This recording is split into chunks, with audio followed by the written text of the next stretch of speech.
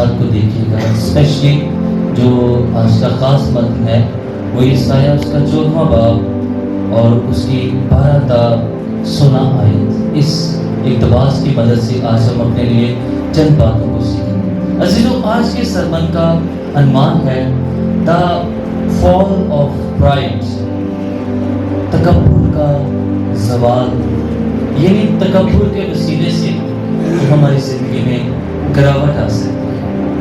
میں ایک سٹوری کے ساتھ آغاز کروں گا۔ ایک شخص ہوتا ہے، وہ ایک جگہ پر کارپیٹ بچھانے کے لیے جاتا ہے، اور جب وہ سارا کارپیٹ اس ہال کے اندر فکس کر لیتا ہے تو وہ دور کھڑا ہو کر جب اپنی ورکنگ دیکھتا ہے کہ کہیں کوئی نقص تو نہیں رہ گیا، تو ایک جگہ سے کارپیٹ تھوڑا سا پھولا ہوتا ہے۔ اسی ٹائم میں اسے پتہ چلتا ہے کہ اس کی جو اوپر والی پاکٹ ہے شرٹ کی، اس میں اس کی سگریٹ کی ڈبی جو ہے وہ نہیں ہے۔ تو وہ کہتے ہیں ایک دفعہ میں سارا کارپیٹ اکھاڑوں گا، پھر اس کے اندر سے جو بھی ہے اسے نکالوں گا۔ تو وہ ہتھوڑی پکڑتا ہے، تو اس کو اوپر سے زور زور سے مارتا ہے اور اس کو ادھر ہی فلیٹ کر دیتا ہے، کارپیٹ کو فکس کر دیتا ہے۔ اپنا کام ختم کر کے اپنے ٹرک میں جب جاتا ہے، تو جب وہ ٹرک میں آ کے بیٹھتا ہے تو دو عجیب کام اس کے ساتھ ہوتے ہیں۔ پہلی عجیب بات یہ ہوتی ہے کہ اس کی جو سگریٹ کی ڈبی ہے وہ ٹرک کے ڈیش بورڈ پر پڑی ہوتی ہے، اور دوسری عجیب بات یہ ہوتی ہے کہ اس گھر کی مال کے چیختی ہوئی اس کے پاس آتی ہے کہ میرا طوطا کہاں ہے۔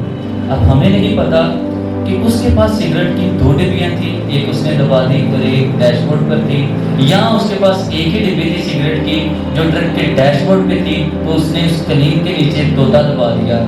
ہم اس بات کو ضرور جانتے ہیں کہ اس نے ایک غلطی کی، اس غلطی کو ٹھیک کرنے کی بجائے اس غلطی کے اوپر اس نے ایک اور غلطی کی۔ عزیزو، آج ہم ابلیس کی بایوگرافی پر غور کریں گے، ابلیس کی کہانی پر غور کریں گے، اور اس کہانی میں ہم دیکھیں گے کہ ابلیس ایک غلط فیصلہ کرتا ہے، اس فیصلے کو ٹھیک کرنے کی بجائے ابلیس اس فیصلے پر ڈٹا رہتا ہے۔ ابلیس کے بارے میں 3 باتیں جو آج ہم سیکھیں گے اور ان سے اپنے لیے کچھ اسباق سیکھیں گے۔ سب سے پہلی بات ابلیس کے بارے میں، ابلیس کی رہائش آسمان کا ہے، یعنی جو ابلیس کی رہائش کا ہے وہ آسمان ہے، اس کا جو قیام ہے، اس کا جو گھر ہے وہ آسمان پر ہے۔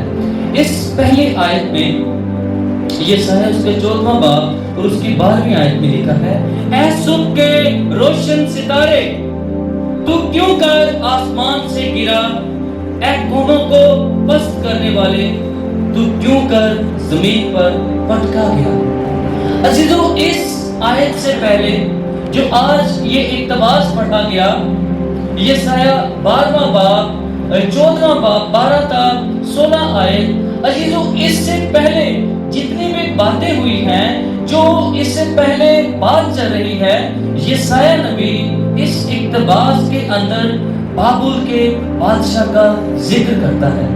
اب یسایہ نبی جب بابل کے بادشاہ کا ذکر کرتا ہے تو اس وقت پر جو بابل کا بادشاہ ہے وہ دور کی بات جو بابلی قوم ہے وہ بھی جو ہے وہ دنیا کے جو نقشہ ہے اس پر نہیں آئی تھی، جو بابلی قوم ہے وہ بھی تاریخی طور پر جو ہے وہ منظر عام پر سامنے نہیں آئی تھی۔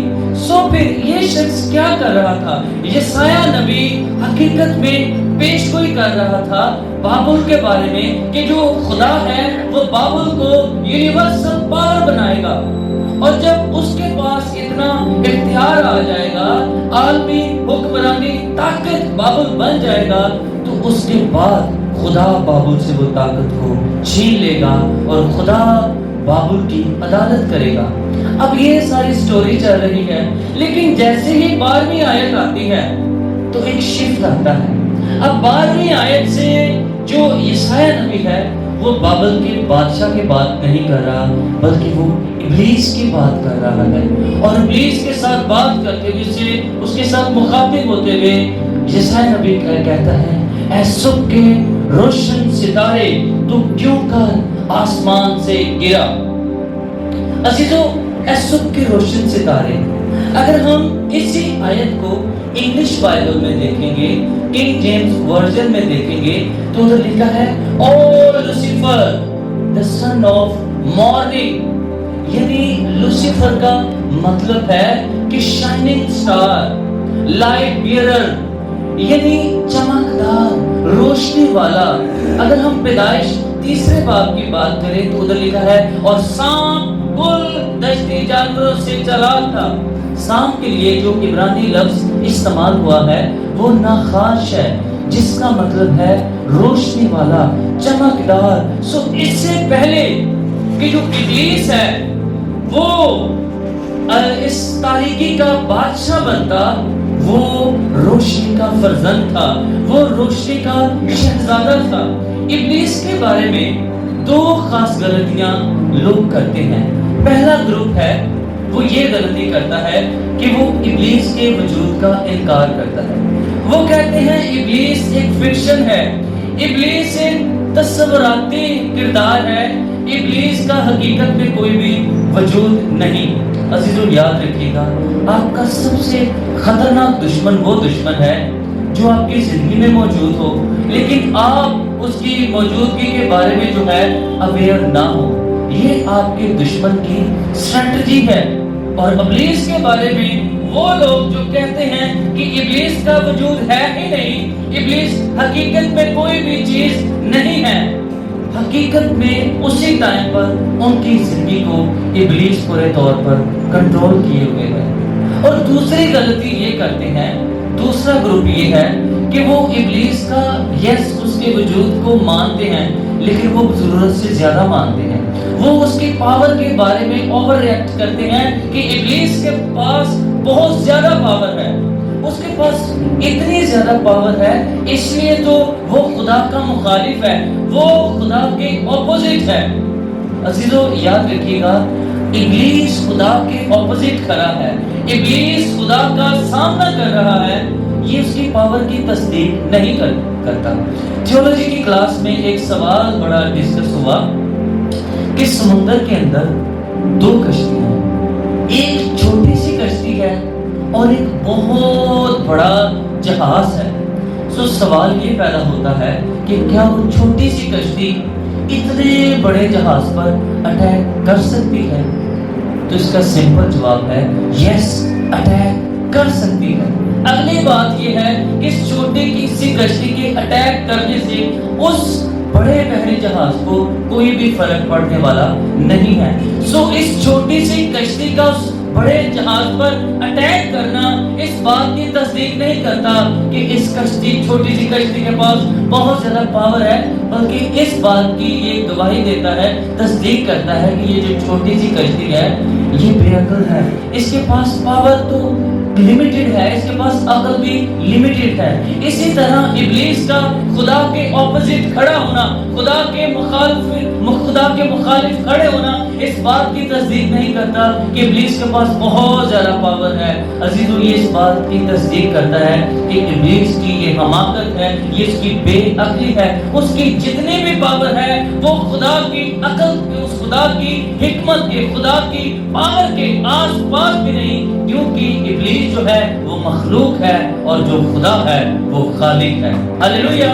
سو عزیزو جو ابلیس ہے اس کا جو گھر تھا، اس کی جو رہائش گاہ تھی، اس کا جو قیام تھا وہ آسمان تھا. اس آیت میں جسائے نبی بتاتا ہے اے صبح کے روشن ستارے تو چپ کر آسمان سے گرا، آسمان سے گرا.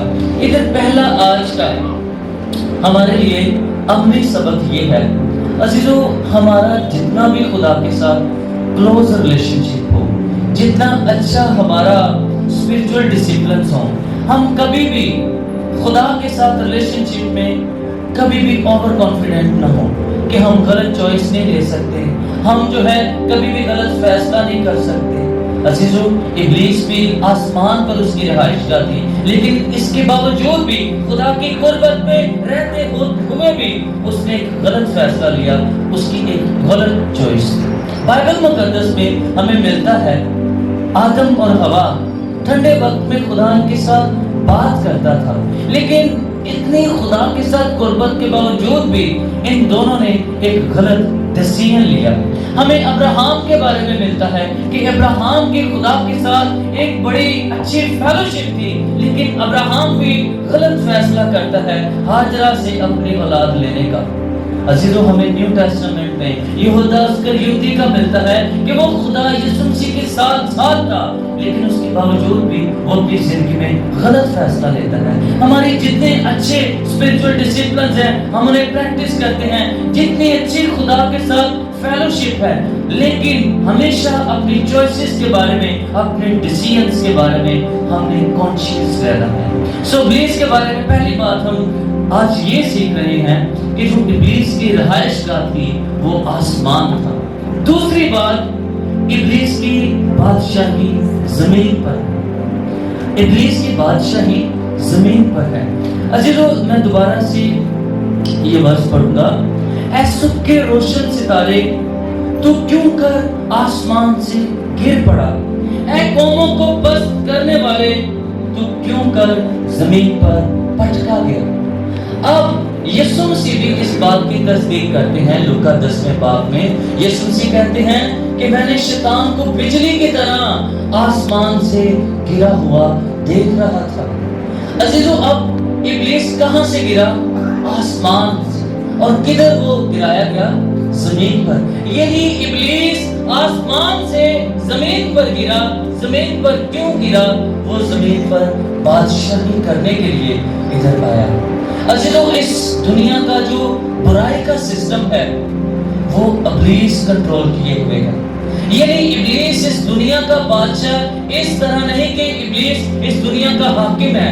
حاکم صرف خدا کی ذات ہے، لیکن جو ابلیس ہے، جتنا بھی ورلڈ ایول سسٹم ہے عزیزو، اسے ابلیس کنٹرول کیے ہوئے ہے۔ ابلیس ہے جو اس سارے برائی کے نظام کو چلا رہا ہے، گمراہ لوگوں کو استعمال کرتے ہوئے، کرپٹ لوگوں کا استعمال کرتے ہوئے۔ اور ابلیس کے 4 بڑے ٹارگٹس ہیں۔ سب سے پہلا جو ابلیس کا ٹارگٹ ہے وہ خداوند یسوع مسیح ہے۔ ابلیس کا دوسرا جو بڑا ٹارگٹ ہے وہ عزیزو پاک فرشتگان ہے، جن کا ذکر ہمیں مکاشفہ 12ویں باب میں ملتا ہے۔ اور جو ابلیس کا تیسرا بڑا ٹارگٹ ہے وہ قوم بنی اسرائیل ہے۔ اور چوتھے نمبر پر ابلیس کا جو بڑا ٹارگٹ ہے عزیزو وہ مسیحی ایماندار ہیں، اور مسیحی ایمانداروں میں ہٹ لسٹ پر شادی شدہ مسیحی جوڑے ہیں۔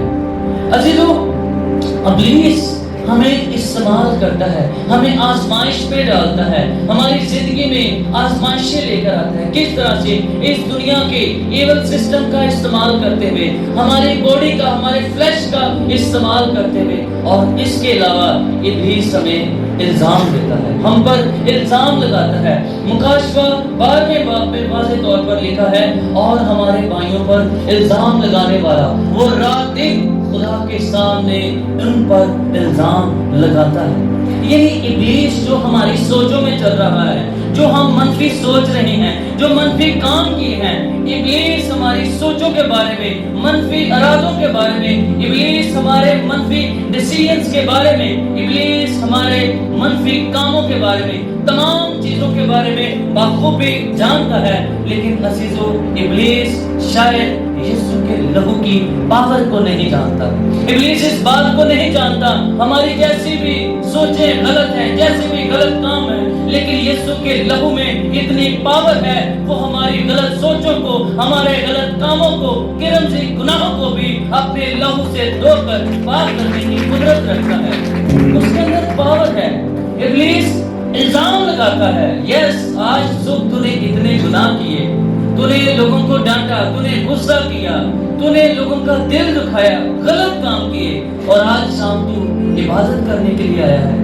جدھر تو عبادت کرنے جا رہا ہے ادھر بھی گنہگار ہے، تو بھی گنہگار ہے۔ اس سے بہتر جواب یہ ہے کہ یس آئی ایم سینر، میں گنہگار ہوں، یس یہ سارے لوگ بھی گنہگار ہیں، لیکن میں اپنے گنہگار بہن بھائیوں کے ساتھ چرچ میں اس لیے موجود ہوں کیونکہ ہم سب گنہگاروں کو یسوع کی ضرورت ہے۔ ہاللیلویا، اس کے فضل، اس کی نجات کی ضرورت ہے۔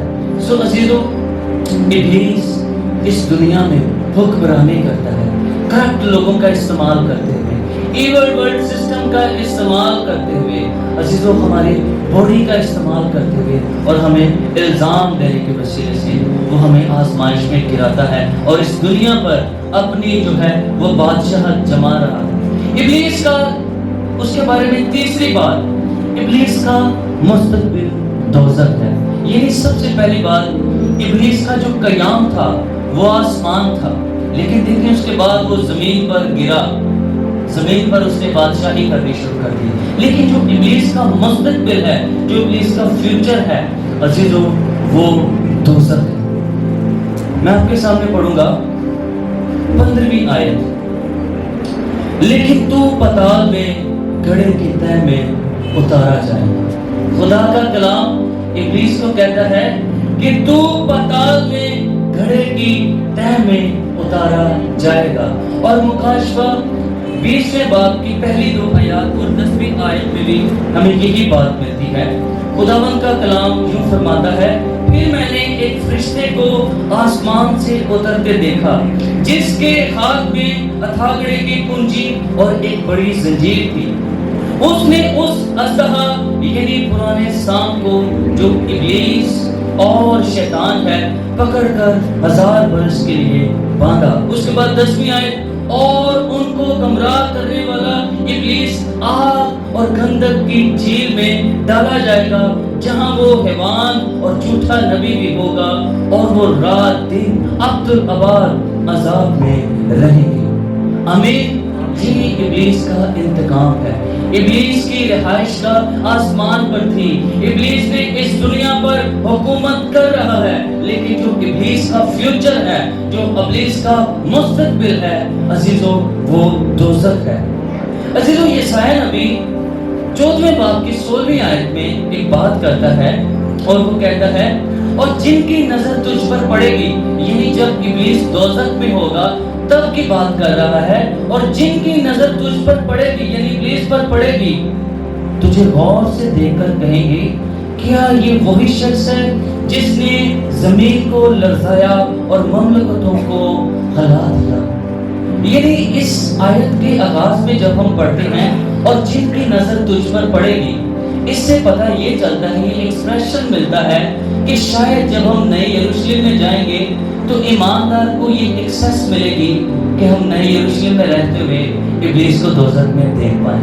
ہم اس بات کو نہیں جانتے، لیکن ایک ایکسپریشن مل رہا ہے۔ لیکن اگر ہم ابلیس کو نئے یروشلم میں رہتے ہوئے اس دوزخ میں دیکھ پائے تو 2 باتوں سے ہم بڑا حیران ہوں گے۔ سب سے پہلے ابلیس کی پاور کے بارے میں، کہ ابلیس کے پاس کتنی محدود پاور ہے، کتنی لیمیٹڈ پاور ہے۔ اور دوسری بات ہمارے لیے حیران کن یہ ہوگی کہ ابلیس کتنا خوبصورت ہے، اس کے پاس کتنی بیوٹی ہے۔ عزیزو بائبل مقدس میں 3 فرشتوں کا ہمیں ذکر ملتا ہے۔ ایک میکائیل فرشتہ جو کہ فائٹ کرنے والا جنگجو فرشتہ ہے، پھر اس کے بعد جبرائیل فرشتہ، گیبریل مریم کے پاس جو پیغام لے کر آیا، یہ خدا کا پیغام رساں فرشتہ ہے جس کا کام ہی پیغام دینا ہے۔ لیکن تیسرا فرشتہ جس کا ذکر اس کی بیوٹی کے بارے میں ملتا ہے، ہمیں حزقیل 28ویں باب کی 12ویں آیت میں ملتا ہے کہ وہ حسن میں کامل تھا، یعنی اس کے پاس پرفیکٹ بیوٹی تھی۔ عزیزو ابلیس کے بارے میں جو ہم فلموں میں دیکھتے ہیں، ڈراموں میں دیکھتے ہیں کہ وہ بڑی بدصورت سی چیز ہے، عزیزو یہ مسکنسیپشن ہے، یہ اس کے بارے میں غلط فہمی ہے۔ ابلیس خوبصورت ہے اور ہم اس بات سے حیران ہوں گے اسے دوزخ میں دیکھ کے کہ اس کی بیوٹی کا کیا لیول ہے۔ ابلیس خوبصورت ہے، اس لیے تو ایماندار آزمائش میں گرتا ہے۔ عزیزو اگر وہ بدصورت ہو تو ایماندار کی زندگی میں آزمائش نہ آئے، کیونکہ بیوٹیفل چیز ہی دلکش ہوتی ہے، وہی اپیل کرتی ہے، وہی اٹریکٹ کرتی ہے۔ اور عزیزو ہمیں ابلیس کے بارے میں پتہ چلتا ہے کہ ابلیس کا جو قیام تھا وہ آسمان تھا، ابلیس کا جو اس کی بادشاہت اس نے زمین پر کی، لیکن آسمان پر رہنے والی شخصیت جو ہے اس کا جو انتقام ہے، اس کا جو مستقبل ہے عزیزو وہ دوزخ ہے۔ یہ ساری سٹوری کا جو نچوڑ ہے وہ یہ ہے، اس کی زندگی میں ایک بڑا گناہ آیا اور وہ گناہ تکبر کا گناہ ہے۔ ابلیس کی زندگی میں तकब्बुर आया, उसकी जिंदगी में प्राइड आया, उस तकब्बुर की वजह से वो जो रोशनी का सितारा था अजीजों, वो तारीकी का बादशाह बन गया। हमें 13वीं आयत में मिलता है, यशाया उसका 14वां बाब और उसकी 13वीं आयत। अब इसमें आपको इब्लीस का तकब्बुर नजर आएगा। तू तो अपने दिल में कहता था मैं आसमान पर चढ़ जाऊंगा, मैं अपने तख्त को खुदा के सितारों से भी ऊंचा करूंगा, मैं शिमाली इतराफ में जमात के पहाड़ पर बैठूंगा, मैं बादलों से भी ऊपर चढ़ जाऊंगा, मैं खुदा ताला की मालिक हूंगा। इन तमाम बातों में आपको इब्लीस के अंदर जो है उसके अंदर तकब्बुर नजर आएगा। वो खुद को बढ़ाना चाह रहा है, वो खुद को ऊंचा करना चाह रहा है, वो अपनी मर्जी करना चाह रहा है, वो अपने आप को बड़ा बनाना चाह रहा है, अपनी बादशाही कायम करना चाह रहा है। शख्सी सरबुलंदी हमें नजर आती है और लास्ट फ्रेज में लिखा है कि मैं खुदा की मालिक बन जाऊंगा। अच्छा, तो हम भी खुदा की मालिक बनना चाहते हैं, लेकिन हम जब कहते हैं खुदा की मालिक बनना, तो हम खुदा की सिफ्तों में खुदा जैसे बनना चाहते हैं। खुदा पाक है, हम भी खुदा की मालिक बनना चाहते हैं, पाक बनना चाहते हैं, मोहब्बत करना चाहते हैं, रहम करना चाहते हैं। लेकिन जब इब्लीस कह रहा है कि मैं खुदा की मालिक बनूंगा, तो वो खुदा की अथॉरिटी में खुदा की मालिक बनना चाहता है, यानी उसके तख्त पर बैठना चाहता है, यानी उसके अंदर ये तकब्बुर आया, मैं खुदा बनूंगा, मैं अपने आप को ऊंचा करूंगा। और इस तकब्बुर की वजह से इब्लीस आसमान से गिरा। अच्छा, तो पहला तीमुथियुस 3 बाब की 6 आयत में लिखा है, नौमरीद ना हो। नौमरीद वो शख्स होते हैं, मरीद होना यानी शागिर्द होना, नौमरीद यानी किसी का भी शागिर्द ना होना, किसी से भी ना सीखना। तो वो कहते हैं नौमरीद ना बनो, नौमरीद ना हो, ताकि तकब्बुर करके कहीं इब्लीस किसी सजा ना पाए। कहता है कि तकब्बुर करके इब्लीस की सजा ना पाए, तकब्बुर की वजह से इब्लीस को ये सजा मिली। खुदा का पाक कलाम याकूब 4 बाब की 6 आयत में कहता है, खुदा मगरूरों का मुकाबला करता है मगर फरोतनों को तौफीक बख्शता है। सीएस लुइस कहते हैं दुनिया का जब से आगाज हुआ है जो सबसे पुराना गुनाह है वो तकब्बुर है। अजीजों, ये इब्लीस का तकब्बुर था जिसने उसे आसमान से गिराया। इब्लीस ने अपने आप को बड़ा करना चाहा, खुदा ने इब्लीस को नीचे किया। लेकिन इसके बरक्स यीशु के बारे में फिलिपियों 2 बाब की 6-8 आयत में देखेंगे तो यीशु ने अपने आप को डाउन डाउन डाउन किया। उसने अगरचे खुदा की सूरत पर था, लेकिन इस चीज को अपने कब्जे में रखने की चीज ना समझा। उसने अपने आप को छोटा किया, इंसानों के मुशाबे हो गया, इंसान की सूरत इख्तियार की और अपने आप को पस्त कर दिया। यहाँ तक फरमा बरदार रहा कि मौत बल्कि सलीबी मौत गवारा की। यानी यीशु ने अपने आप को डाउन किया। और 9वीं आयत में हमें पता चलता है कि खुदा ने यीशु को बहुत सर बुलंद किया और उसे वो नाम बख्शा जो सब नामों से आला है। इब्लीस ने अपने आप को ऊपर करने की कोशिश की, अपनी मर्जी से, अपने इख्तियार से, खुदा के अगेंस्ट जाकर, तो खुदा ने उसे नीचे किया। लेकिन यीशु मसीह ने खुदा की ताबेदारी में अपने आप को आजिज किया, डाउन किया और खुदा ने उसे सर बुलंद किया। There is difference। कलाम मुकद्दस में हमें बहुत से प्रिंसिपल्स मिलते हैं। कुछ लेना है तो कलाम कहता है मांगोगे तो तुम्हें दिया जाएगा।